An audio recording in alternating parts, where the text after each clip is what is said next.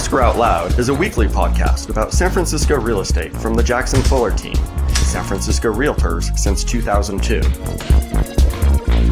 Show notes with links are at jacksonfuller.com.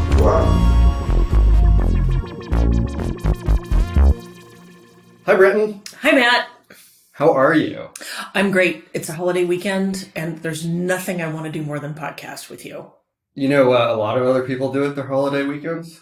Sleep. Play games. Uh-oh. So a game that you're really good at that people might not know is Scrabble. I mean, they probably know Scrabble, but they might not know that you're really good at it. I like Scrabble. But we're not playing Scrabble. Oh, dear. Real estate bingo? No, we're not playing real estate bingo, but we do have some alliteration. We're going for Jargon Jeopardy. Okay. So I will give you the answer in the form of an acronym, and you will ask me the question in the form of the non-acronym. So... Do I have to call you Alex? No, you don't. Did I get It would be an honor to be called Alex Trebek, though, wouldn't it? I mean, that would be pretty cool. Alex for a day. Alex for a podcast. I mean, he's a cool guy. Is he? I've never met him. He seemed like a cool enough guy on his show. Did you ever watch game shows as a kid on TV? Sometimes. Which ones did you watch? Wheel of Fortune, a little bit, I think. We watched Wheel of Fortune and Jeopardy. They were on back-to-back. Were they? Yeah. And they were vaguely educational, right? One was like a word game and one was trivia and knowledge. Yep. So it was vaguely acceptable. What was the one where they faced each other and I don't know. $64,000? There was like a pyramid. There was a pyramid, like the $25,000 pyramid. Something like that. Yeah, I thought that was like a daytime game show. As opposed to a nighttime game show? Yeah, like Wheel of Fortune and Jeopardy, where I grew up, were on at like 6 to 7. Oh. Kind of like the dinner time hour. We watched the news. We watched that too. Did I ever tell you the story? Oh, I'll tell you later. Yes, do tell us later. But Jargon Jeopardy. I will give you the answer in the form of an acronym, and let's see how we do. Just to, I'll give you a super easy one so we can test this out. Okay. So the category is real estate jargon, and there is no dollar value associated with any of these because it's just really random. But SFAR. Oh, I know this one. Hey, Alex, what is the San Francisco Association of Realtors? Very good. I need $100. This is going to get expensive for me. They run our local MLS, provide grievance and ethics enforcement services, professional training, leadership development. Make you serve as president for a year. They didn't make me. Fine, they made me. All right, so I think we got this. Yep. All right. MSI. What is... I'm trying to think of something funny. Month's supply of inventory. Very good. That is correct. It is a measure of how strong a market is, and the lower the number, the less inventory available. And it essentially says if no more houses came on the market at the current rate of sales, how many months until you're out of houses? And ours is usually less than 2 months. And a balanced market is considered... I think a balanced market is 6 months, right? Oh, yeah, I want to say like roughly... 5 to 6, somewhere 5 to in 6, something like that. Yeah. You may have 2 or less. All right. Do you like the game? Oh my God, it's the most fun I've ever had in my entire life. PMI. What is private mortgage insurance? Very good. And that is for loans that have a greater than 80% loan to value ratio. In other words, you put down less than 20%, you need mortgage insurance. And then as you pay down your mortgage, you can stop paying PMI at a certain point. Are 80-10-10 still a thing? Do you avoid PMI with an 80-10-10? You avoid it. You avoid PMI with an 80-10-10. Just for a while. For a while, you would, if you had 10% down, you would do an 80-10-10, an 80% first loan, a 10% second loan, and a 10% down payment. But then those went away. I think they're back, though. That's not really a jargon or an acronym, but I'm just going to throw 80-10-10 in there as a bonus point for you. Like, very well done. That's another $100. Like I said, this is getting expensive. CC and R. And is not an acronym, Matthew Fuller. Well, There's that. Fine, you don't get $100 for that question. I should get bonus for correcting your grammar. All right. What are CC&Rs? Do you want to expand on what? You've been doing this too long, Miss Jackson. Oh my gosh. Covenants. That was awesome. What? I in my head, I said it. What are covenants, conditions, and restrictions? Which would be? That's the governing document of a condominium, and it basically lays out the operation of a homeowners association and the rules about such things as pets and what you can and can't do with your property, what happens in case of a fire, how you handle repairs, insurance, maintenance, the glamorous things. Exactly. Yes. All right. HOA. What a segue. And that was not the question. Nah, wrong. What is a homeowners association? Very good. And that's the governing body for a condo. Yes. Or any sort of common interest development around here. Which would be a CID or also a PUD. You're such a bud. Planned unit development. It's true. Wait, Alex, stop answering the questions. All right. HO6. What is I'm assuming it stands for homeowners.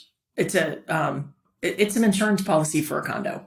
There you go. It's the policy your lender will most likely require you to have if you are purchasing a condo. And what does an HO6 insure? Not that you're an insurance agent, but roughly in general. In a condo, in an HOA, you have a master policy that covers the shell of the building, not the interior finishes like the beautiful cabinet, the cabinets, the light fixtures, the flooring, the built-in appliances. The pretty things. The pretty things. That are often very expensive. And so the HO6, the homeowner's master policy covers the shell to the unfinished walls. And then the HO6 policy covers the interior finishes plus the homeowner's stuff. All right, then. Well done. Switching gears here slightly. This is a gimme. CRS. They changed the name of it though. What is a certified residential specialist? There you go. Do you know any? Moi? Voila. Yes, it's a real estate designation that a realtor can earn by... You have to sell a certain amount. You have to have a minimum number of sales and a minimum sales volume, and you have to take a bunch of classes. And then you can get this designation, and they say that it's like the top 2 or 3% of realtors in the country. Nice. Well done. How about GRI, as long as we're on the topic? What is Matthew Fuller? Graduate of the Realtor Institute, right? Very good. You have that one. Yes, that is the other designation. Well, another designation, and I got that one. In the spirit of divide and conquer. All right, you're rocking this, Miss Jackson. I'm kind of smart. Yeah. I know a lot of acronyms. That's all that smart means, right? So, how about this one? This one might stump you. COO. Like in a corporation? What's a chief? No. Not chief operating officer? There's one type of property type we deal with that this comes up. It might also be the COC. Oh, certificate of occupancy. Or? Certificate of completion. Which is? I've never heard it called a COO. I've heard it called the CFC, the Certificate of Final Completion. It's from the building department, and it means the building is done. Would you like to write the questions here? All right, CFC.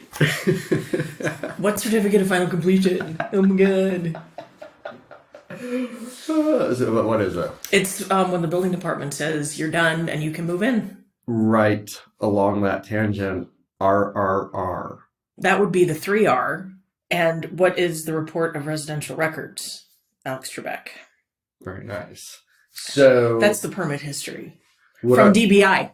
Oh, which is Department of Building Inspection. All right. And what is so the 3R is the permit history. Right. So would I ever get both the CFC and a 3R from the DBI? Not at the same time. Yeah. Because If you're in a transaction where you're going to get a CFC, it's new construction, and there is no permit history on new construction. Although, condo conversion. Oh, snap. Condo conversion on a smaller building would have both a 3R and a CFC. Whoo! I love this game. There's always a but. Hey, how about LOI? Letter of intent. What is letter of intent? Yes, what's that? That is the beginning of a discussion for a commercial lease. Or, a lot of other things. Or hours of frustration and enjoyment. We have so many more, but we're already clocking in here like over 12 minutes, so we might just have to save some of these for another edition. If people like it. If. Let me see. So, how about 3 more? LTV. Loan to value. I already mentioned that. What? I'm not following the required procedure. What is loan to value? Loan to value it's basically if you have a 20% down payment, you have an 80% loan to value. Right. It's the ratio of the amount of loan to the value of the property. Thank you for saying that more succinctly. You're welcome. What a lovely team we make. I know. Huh. Let's do this for another 16 years. All right. San Francisco only, BMR. What is below market rate? And that is correct. That would be the housing that is overseen by the Mayor's Office of Housing. The MOH. That's right. God, we have a lot of acronyms. I didn't realize we had this many. So below market rate housing is either for rent or for sale, and it is set aside for people who make X% of the Bay Area median income, and it's up to 120% of the Bay Area median income, and it's to help people get housing. That is correct. All right, and that is all the time we have today, Miss Jackson, for Jargon Jeopardy. I'm pleased to report you win. Well, I get $100 for every one of those, right? Yes, and guess who will be signing that check to you? You. I'm worth it. All right, so yeah, there's a lot of jargon in real estate. We scratched the surface of it. We might come back to this one and do some more. Can I tell you one quick story about LOL? Yes, you may. I heard a story on NPR about there was a pastor who thought LOL meant lots of love. And she sent a text to one of her parishioners who had just had a death in their family. And she expressed her condolences and ended it with LOL. I, too, heard that story. You know where did you hear that story? I heard it on NPR a few years ago. I heard it at a church board meeting. Oh, dear.